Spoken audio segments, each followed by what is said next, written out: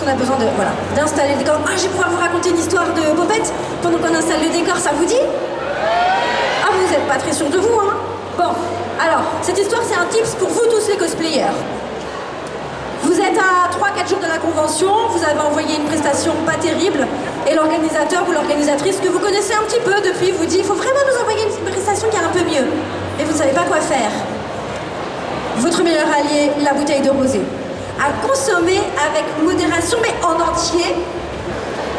Vous enregistrez une prestation, surtout vous ne l'écoutez plus avant le jour J. Les membres de votre groupe vont vous dire j'ai rien compris. Vous allez leur dire t'inquiète pas, ça passera tout seul. Vous allez écouter la presta, vous allez dire j'ai rien compris, mais ça va passer tout seul. Nous sommes montés sur scène, nous avons gagné le prix. Le premier prix prestation et le public nous a dit j'ai rien compris, mais qu'est-ce que c'était drôle. Donc voilà, si vous avez un doute, avec modération, mais toute la bouteille. Est-ce qu'on est prêt? Pardon. J'appelle donc Aïssia et Loki de La Malédiction de Loki.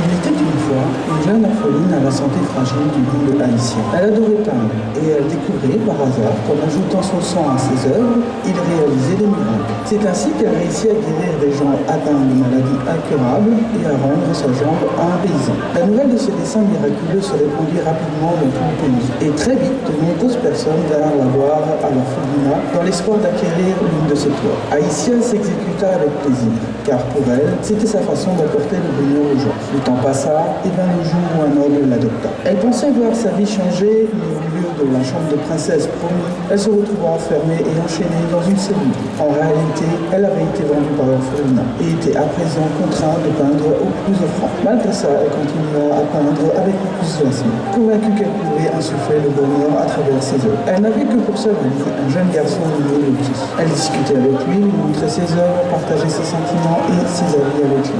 Toujours présent à ses côtés, il aimait la regarder peindre, partager ses joies et ses peines. Mais en vérité, Loki n'était qu'un dessin inachevé. Et comme il n'était pas terminé, il ne pourrait rien toucher, ni se faire entendre. Il n'était qu'un fantôme invisible aux yeux de tous. Mais quelques années plus tard... Tu sais, Loki, il paraît que mes tableaux sont surnommés les peintures maudites de la sorcière. Et les gens à qui j'en ai donné sont enviés et assassinés. On dit que leur efficacité fait naître de mauvaises intentions chez les gens et que les dessins prennent vie et réclament du sang. Dehors, les gens disent que c'est parce que les peintures sont une malédiction. Pourtant, si j'ai utilisé mon sang, c'est parce que c'était censé rendre les gens heureux. Pourquoi a-t-il fallu que les choses tournent ainsi? En exaucant le vœu d'une personne, mes peintures rendent plein de gens malheureux. Alors c'est décidé. Il faut se dire adieu. Je n'en ai plus pour longtemps. Et tu es le seul à qui je peux demander ça. La vérité, c'est que j'aurais voulu rester avec toi pour toujours. Et c'est pour ça que je ne voulais pas utiliser mon sang. Pardon, Loki. Je suis désolée. Ça doit faire mal, mais c'est pour que tu ne tombes jamais entre les mains d'un autre monde ici. Je n'ai qu'un seul souhait à te confier. Mes peintures, cette malédiction, je veux qu'elles soient toutes brûlées et que tu sauves ceux qui ont été changés pour ma faute. C'est mon premier, mon dernier. Promets-le-moi, Loki. Je te le promets, Aïssia.